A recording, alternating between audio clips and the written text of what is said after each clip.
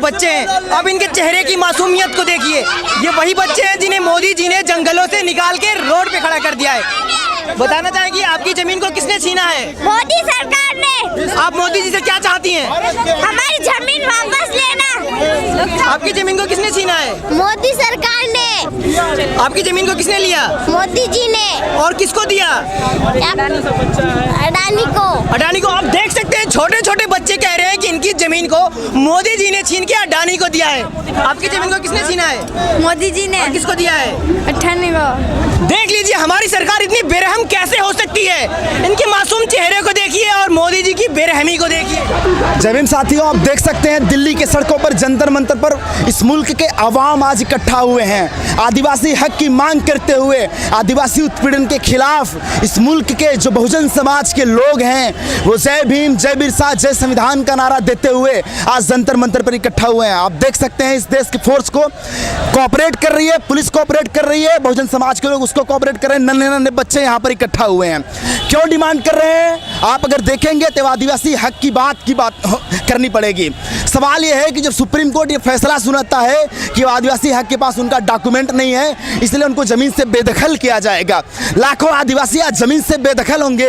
इतिहास में पहली बार हो रहा है, पूरी दुनिया के इतिहास में पहली बार हो रहा है जब आदिवासियों को उनके जमीन का प्रमाण पत्र देना होगा।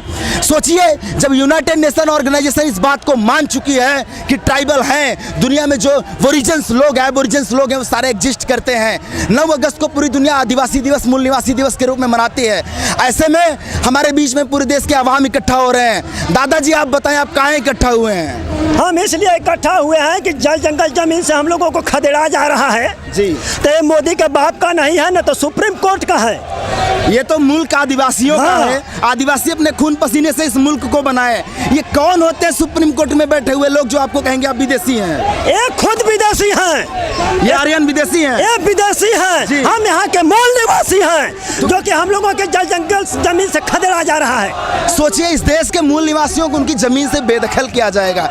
इससे बड़े अत्याचार, अन्याय की कहानी और क्या हो सकती है? हमारे साथ है प्रोफेसर रतन लाल जी, उनसे जानकारी लेंगे। सर, आज जो आदिवासियों का ये जो धरना निकला उसके बारे में आप क्या कहना चाहेंगे?